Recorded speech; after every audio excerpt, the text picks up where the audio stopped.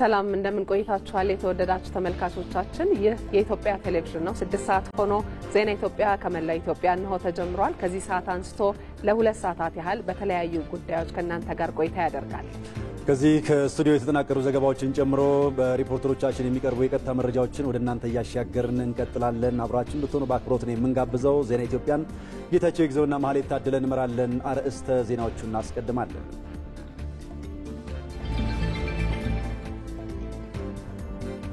ከፍተኛ የመንግስት የሥራ ኃላፊዎች በአዲስ አበባ የሚገኙ የተለያዩ የልማት ስራዎችን ጎበኙ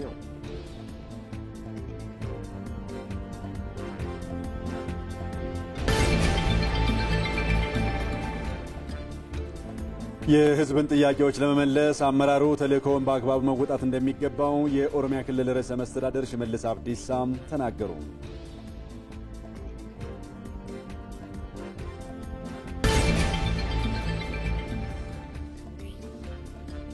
የአፈር ማዳበሪያ በወቅቱ እየቀረበላቸው መሆኑን በሸገር ከተማ የሱሉልታ ክፍለ ከተማ አርሶ አደሮች ተናገሩ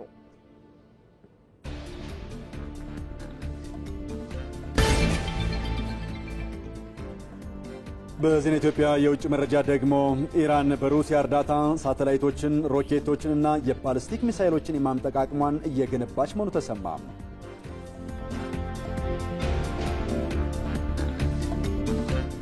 በዜና ኢትዮጵያ በቀጥታ መስመር ተጨማሪ መረጃዎችን እየሰጡ ከኛ ጋር የሚቆዩ ሪፖርተሮቻችን እየጠበቁ ነው የሚገኙት ተመልካቾቻችን አቤል ሙልጌታ አዳማ ነው የሚገኘው የኦሮሚያ ክልል የ9 ወራት የመንግስትና የፓርቲ የስራ አፈጻጸም ግምገማ እየተካሄደ ይገኛል ግምገማውን ሲከታተል ቆይቷል ቆየት ብሎ ደግሞ ሙሉ መረጃውን ያጋራናል እንዲሁም ደግሞ ባልደረባችን ተመስገን ተስፋዬ ከወላይታ ሶዶ ስቱዲዮአችን በደቡብ ኢትዮጵያ ክልል በኢንዱስትሪዎች መካከል የሚኖረውን ትስስር ለማሳደግ እየተሰራ ያለው ስራ ምን ይመስላል በሚለው ጉዳይ ላይ ተጨማሪ መረጃ ይዞ እየጠበቀን ነው እሱንም ቆየት ብለን እናገኘዋለን ዜና ኢትዮጵያ አጫጭር ጉዳዮችን ያስቀድማል ተመልካቾቻችን አብራችሁን ሆኖ ዓለም አቀፉ የገንዘብ ተቋም ከኢትዮጵያ ጋር ያለውን ግንኙነት አጠናክሮ እንደሚቀጥል ገለጸ ተቋሙ የኢትዮጵያን እድገትና ልማት ለመደገፍ አጋርነቱን አጠናክሮ እንደሚቀጥል ዋና ዳይሬክተሯ ክሪስታሊና ጆርጂየቫ ገልጸዋል የገንዘብ ሚኒስትር አቶ አህመድ ሽዴና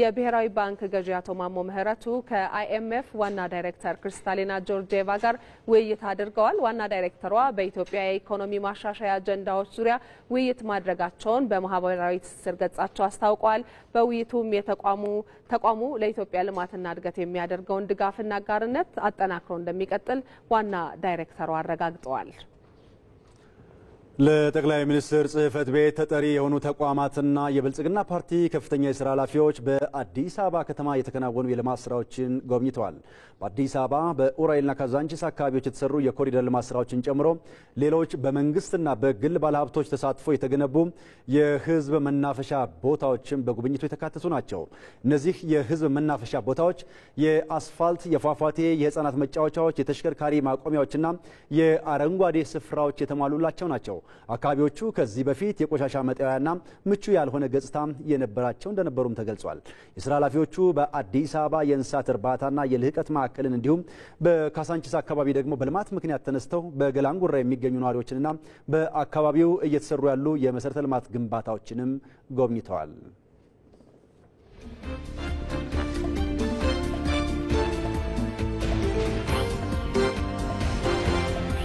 ተመልካቾቻችን አሁን ደግሞ በዜና ኢትዮጵያ ሪፖርተሮች በቀጥታ መስመር ተጨማሪ መረጃ ወደሚሰጡባቸው ጉዳዮች ነው የምንሻገረው በየደረጃው ያለ አመራር የተሰጠውን ተልእኮ በአግባቡ በመወጣት የህዝብ የልማትና የአገልግሎት አሰጣጥ ጥያቄዎችን ለመመለስ እንደሚገባው የኦሮሚያ ክልል ርዕሰ መስተዳድር አቶ ሽመልስ አብዲሳ አሳሰቡ የኦሮሚያ ክልል የ9 ወራት የመንግስትና የፓርቲ የስራ አፈጻጸም ግምገማ በአዳማ ከተማ በመካሄድ ላይ ይገኛል ርዕሰ መስተዳድሩ አቶ ሽመልስ አብዲሳ የባለፈው 9 ወራት አፈጻጸም ላይ የተሳኩ ስራዎችና የታዩ ክፍተቶችን በአግባቡ በመፈተሽ ለቀጣይ የጋራ አቅጣጫ በማስቀመጥ ልንሰራ ይገባናል ብለዋል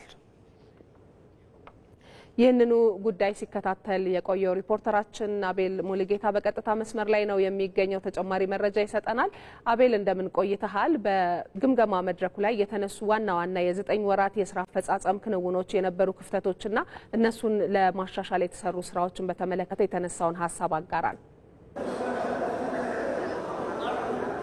በጣም አመሰግናለሁ። በዚህ በአዳማ በሚገኘው የገልማ አባገዳ አዳራሽ ዛሬ ከክልሉ ከተለያዩ አካባቢዎች የተውጣጡ የፓርቲው እንዲሁም ደግሞ የመንግስት ኃላፊነትን የያዙ አካላት ናቸው የተሳተፉ የሚገኙትና ባለፉት 9 ወራት በተለይም በዋናነት ሲከናወኑ የነበሩ ጉዳዮች ምንድናቸው የሚለው እንደዚሁ ግምገማ ተደርጎበታል ማለት ነው።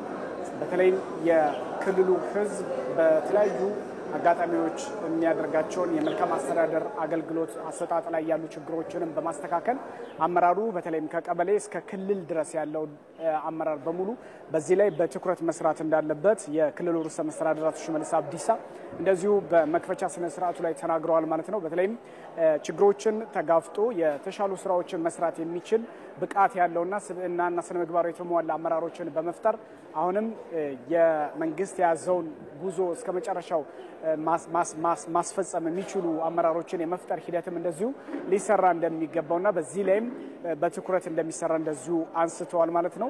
ከዛም በተጨማሪ የክልሉ ብልጽግና ጽህፈት ቤት ኃላፊ አቶ ከፍያለው ተፈራም እንደዚሁ ንግግር አድርገው ነበር። በተለይም በዚህ በጀት ዓመት ውስጥ ከወረዳ ጀምሮ በተሰሩ ከቀበሌ ላይ በተሰራው የመዋቅር ማሻሻያ ጭምር ዜጎች በቅርብ አገልግሎቶችን ማግኘት እንዲችሉ የማድረግ ሰፊ ስራ መሰራቱን እንደዚሁ አንስተዋል ማለት ነው። በተለይም የአገልግሎት አሰጣጥ ላይ አሁንም ያሉ ክፍተቶችንና አመራሩ ላይም ያሉ ክፍተቶችን የበለጠ ማሻሻል የሚቻልበት ሂደት መፍጠር እንደሚገባና በዚህም በተለይም ማህበረሰቡን ማገልገል ላይ አተኩሮ መስራት የሚችል አመራርን በመፍጠር ላይ መሰራት የሚገባባቸው ጉዳዮች እንደሆኑ ተነስተዋል ማለት ነው። እንግዲህ በዚሁ በጀት ዓመት ውስጥ በተለይም በክልሉ ውስጥ ምርትና ምርታማነትን በማሳደግ ሂደት ውስጥ የግብርና ኢኒሼቲቮችን ተግባራዊ በማድረግ ሂደት ውስጥ የተገኙ ለውጦች እንደዚሁ ተነስተዋል ማለት ነው። በበጋ መስኖ እንዲሁም በተለያዩ የአትክልትና ፍራፍሬ ስራዎች ላይ በተሰሩ የመስኖ ስራዎች በአትክልት በተጨማሪ ደግሞ በተለይም ቡና ምርት ላይ የተሰሩ እንስሳ እርባታዎች ላይ የተሰሩ የግብርና ኢኒሼቲቭ ስራዎች በጣም ሰፊ ምርት እንዳስገኙ እንደዚሁ ተገልጿል ማለት ነው። በተለይም ምርትና ምርታማነትን በማሳደግ ሂደት ውስጥ ደግሞ የማዳበሪያ ተደራሽነትን ለአርሶ አደሩ በማቅረብ ሂደት ውስጥ ሰፋፊ ስራዎች የተሰሩበት እንደሆነ እንደዚሁ ተገልጿል ማለት ነው። በዚህ ሂደት ውስጥ ደግሞ በተለይም የሚታዩ ክፍተቶች ምንድናቸው የሚለውን በተለይም ባለፉት 3 ሩብ ዓመታቶች ውስጥ በነበሩት የ9 ወራት አፈጻጸሙት ያሉ ክፍተቶችን በመለየት ደግሞ ቀጣይ ያሉ 3 ወራት ደግሞ እነዛን ችግሮች ለማስተካከል እድል የሚሰጡ መሆናቸው እንደዚህ ተነስቷል ማለት ነው። ስለዚህ በስኬት ያሉትን የበለጠ አጠናክሮ ማስቀጠልና ክፍተቶቹ ላይ ደግሞ መፍትሄ ሰጥቶ ለማለፍ የዚህ የ9 ወራት ግምገማ እጅጉን አስፈላጊ እንደሆነ እንደዚሁ ተነስቷል ማለት ነው። ከዛም በተጨማሪ ለቀጣይ በጀት ዓመት 2018 በጀት ዓመት ደግሞ ዋና የመንግስት የትኩረት አቅጣጫዎች ላይ እንደዚሁ እቅዶችን በማዘጋጀት ሂደት ውስጥ መሰራት ያለባቸው ነገሮች እንዲከናወኑ የዚህ ግምገማ አስፈላጊነት እንደዚሁ ተነስቷል ማለት ነው። ስለዚህ በፓርቲውም የመንግስት የስራ ክንውኖቹን ባለፉት 9 ወራት ጠቅላላ ብሎ ሲታይ ደግሞ ጥሩ የሚባል አፈጻጸም መያዙ እንደዚሁ ተገልጿል በዚህ መድረክ ላይ ማለት ነው። ግምገማው ዛሬና ነገንም እንደዚሁ ቀጥሎ የሚከናወን እንደሆነ ተገልጿል። መልካም አቤል፣ ለመረጃ እናመሰግናለን። ጥሩ ጊዜ ይሆነልህ። የዘጋቢዎቻችን የቀጥታ መረጃዎች አሁንም እንደቀጠሉ ናቸው። በኢንዱስትሪዎች መካከል ያለውን ትስስር ለማጎልበት በትኩረት እየሰራ መሆኑን የደቡብ ኢትዮጵያ ክልል ኢንዱስትሪ ልማት ቢሮ አስታወቀ። በዘርፉ የሚሰማሩ አካላትን በቅርበት የመደገፍ ስራ እየተከናወነ መሆኑም ተመላክቷል። ተመስገን ተስፋዬ በዚህ ጉዳይ ላይ ተጨማሪ መረጃዎችን ሊያጋራን በቀጥታ መስመራችን ላይ ተገኝቷል። ተመስገን እንደምን ውለሃል? በክልሉ በኢንዱስትሪዎች መካከል ያለውን ትስስር ለማጎልበት እየተሰራ ያለው ስራ ምንድን ነው የሚመስለው? መልካም እንግዲህ ጠቅለል ባለመልኩ በሀገር አቀፍ ደረጃ የኢንዱስትሪ ልማት ዘርፍ ተጠናክሮ እንዲቀጥል ለማድረግ መንግስት በወሰደው የኢኮኖሚ ማሻሻያ እርምጃ በደቡብ ኢትዮጵያ ክልልም ተመሳሳይ ስራ እየተሰራ ነው የሚገኘው። በተለይም ዘርፉን የማጠናከር ስራ ባለፉት 2 ዓመታት በልዩነት ሲከናወን ቆይቷል። ከተወሰዱ እርምጃዎች መካከልም በደቡብ ኢትዮጵያ ክልል ደረጃ የኢንዱስትሪ ልማት ዘርፍ እንዲነቃቃ ለማድረግ ስራው ራሱን ችሎ በቢሮ ደረጃ እንዲመራ የማድረጉ ተግባር ቀዳሚው እርምጃ ነበረ። ያንን ተከትሎ ደግሞ ለኢንዱስትሪ ዘርፍ ምቹ ሁኔታዎችን የመፍጠር ስራ ተከናውኗል። በዘርፉ ለሚሰማሩ አካላት ደግሞ ምቹ ሁኔታዎችን ከመፍጠር ባሻገር በጥናት የተደገፈ ችግሮችን ተግዳሮቶችን የመቅረፍ ስራም ሲከናወን መቆየቱን ከክልሉ ኢንዱስትሪ ልማት ቢሮ የተገኘው መረጃ ያመላክታል። ሌላው ደግሞ ትስስርን ለማጎልበት በየዓመቱ የሚካሄደውን የኢትዮጵያ ታምርት ንቅናቄን አጠናክሮ የማስቀጠል ስራም ሲከናወን ቆይቷል። በዚህ መነሻ እንግዲህ ጠቅለል ባለመልኩ በደቡብ ኢትዮጵያ ክልል ደረጃ ያሉ የኢንዱስትሪ ፕሮጀክቶች ምን ያክል ናቸው የሚለውን ከቢሮ ያገኘናቸው መረጃዎች አሉ። በዚህ መሰረት 532 ፍቃድ የወሰዱ ፕሮጀክቶች መኖራቸውን ከቢሮው ያገኘነው መረጃ ያመላክታል። ከነኚህ መካከል አሁን በተግባር እያመረቱ ያሉት ደግሞ 241 ናቸው። 85ቱ ደግሞ ከዚህኛው መካከል በሙሉ አቅም ምርት እያመረቱ ያሉ ኢንዱስትሪዎች መሆናቸውንም የቢሮ ኃላፊ ዶክተር ቦጋለ ቦሼ ነግረውናል።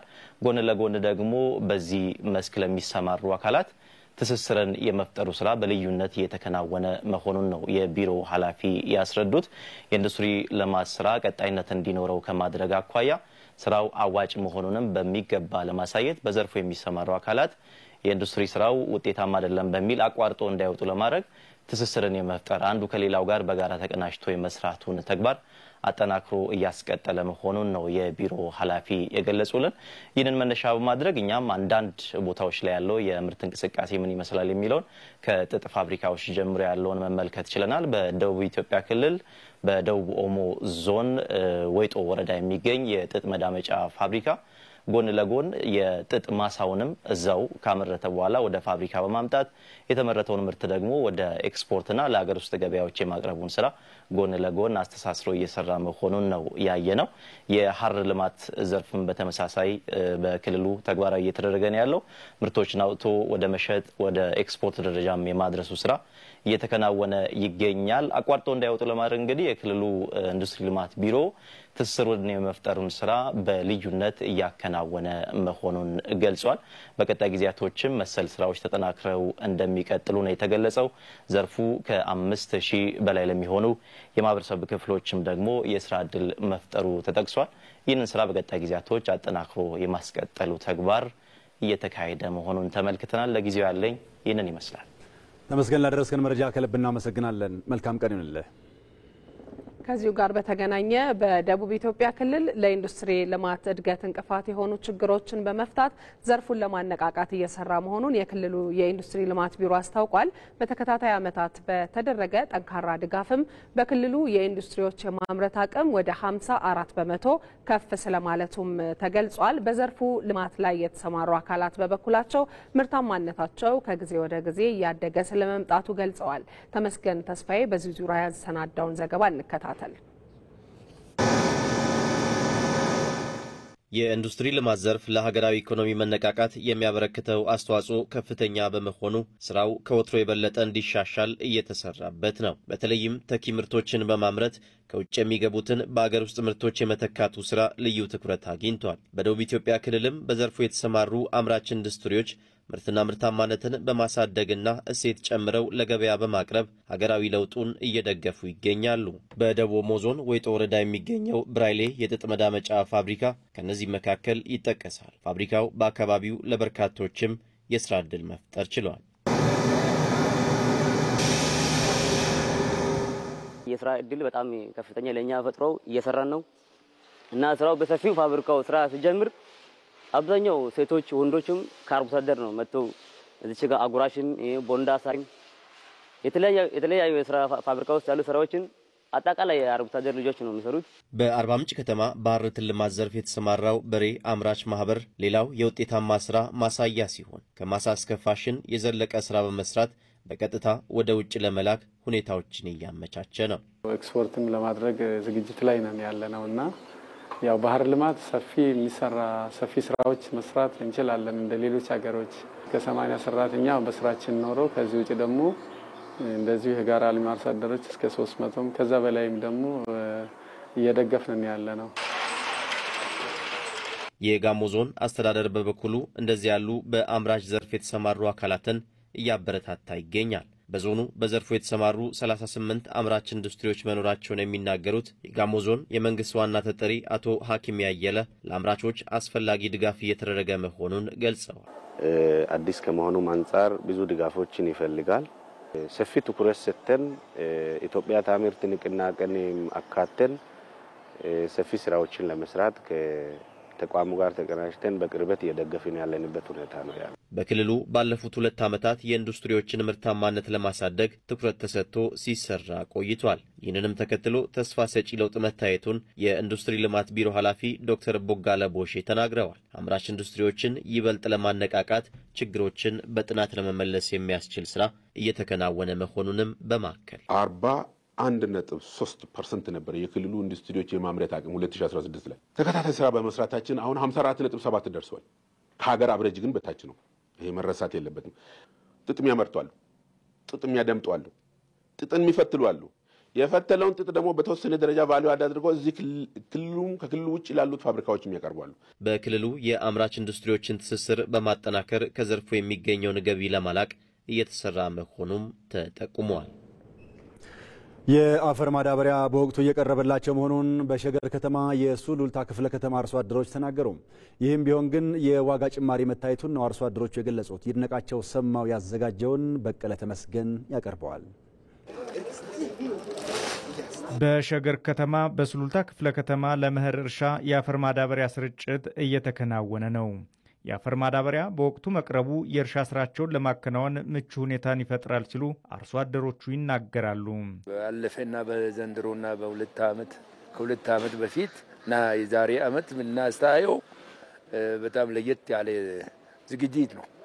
ከአቅርቦትምና ከማዳበሪያ ከግብርናና ከዩኔን ጋር መንግስት አሳስሮት በአቅርቦቱ ችግር የለብንም። ምንድነው ከአመቱና ከዘንድሮ የተለያየ ነው። የዛሬ 2 ዓመት ከ15,000 አንድ ኩንታል እየተሸጠ ነበር። በማን በነጋዴ ይሄንን ማቋረጡ ከነጋዴና ከግብርናና ከዩኔኑ ጋር ይሄን መበጠሱ መንግስቱን እኔ በጣም ደስ ብሎኛል። ከባለፈው ዓመት ጋር ሲነጻጸር ስርጭቱ የተሻለ ነው። ቀደም ሲል ማዳበሪያ ማግኘት አስቸጋሪ ነበር። አሁን ለመግዛት ተራዬን እየጠበቅኩ ነው። የማዳበሪያ ግዢው በዲጂታል አሰራር እንዲታገዝ በመደረጉ ይስተዋሉ የነበሩ ችግሮችን ለመፍታት እገዛ ማድረጉም ተገልጿል። ገንዘብና ሰው በባንክ ቤት ስለሆነ አይገናኝም። ማንም ገንዘብ መጨመርም መቀነስም አይችልም። ምክንያቱም አንድ አርሶ አደር ሲገዛ ስንት ብር እንደገዛ ኦንላይን ስለሆነ ይታወቃል ማለት ነው። ይሁንና የማዳበሪያ ዋጋ ጭማሪ ማሳየቱን አርሶ አደሮቹ ይናገራሉ። በድሮ እስከ 3600 3700 ነው። ዘንድሮ እጥፍ ሆነ። የአፈር ማዳበሪያ ስርጭት ፍትሃዊ በሆነ መንገድ ተደራሽ ለማድረግ እየተሰራ መሆኑን የሱሉልታ ክፍለ ከተማ ዋና አስተዳዳሪ ኩማ ሁንዴ ገልጸዋል። በዘንድሮ ዓመት የአቅርቦቱ ጉዳይ ከሌላው አምና የአቅርቦት ችግር ነበረ በጊዜ ለማምጣት። በዘንድሮ ዓመት እንግዲህ በጋጋና እርሻ እየተጀመረ ነው። በጊዜ በሁለተኛው መንፈቅ ነው የገባው። ይህ መግባቱ ጥሩ ነው። አንዳንድ ገበሬዎች ሊያነሱ የሚፈልጉት የገበያው ጨምሯል፣ ዋጋው ጨምሯል የሚል ነገር ያነሳሉ። ያ ደግሞ ከሀገራችን ከማክሮ ኢኮኖሚ ሪፎርም ጋር እና ከሀገራችን ጂዲፒ እድገት ጋር የተያያዘ ስለሆነ ያም ብዙ የሚጋነን ዋጋ እንዳልጨምርና በአጠቃላይ የማዳበሪያ አቅርቦቱ ጉዳይ አሁን ባለንበት ደረጃ ጥሩ ነው። አሁንም እየገቡ ነው፣ በየቦታው ይገባሉ። ያቀርነው እቅድ በቅርብ ጊዜ ገብተው በእኛም ደግሞ ገበሬዎችን እየለየን ስርጭቱን ጉዳይ በጥንቃቄ በተሞላበት ከዚህ በፊት በሚሰራጭበት ሰዓት የነበረው ቅሬታ ነበረ። በአምና ስርጭት ላይ ገምገመናል። ያን የገመገምነው በዘንድሮ ዓመት እንዳይመለስ ትክክለኛውን ገበሬውን ለይተን ደላላው ሌላው በዚህ መሀል ላይ ሌላ ጥቅም ፈላጊ እንዳይገባ አድርገን እንሰራለን፣ እየሰራን ነው። በቀጣይም አቅርቦቱን ለማፋጠን በትኩረት እንደሚሰራም ተመላክቷል።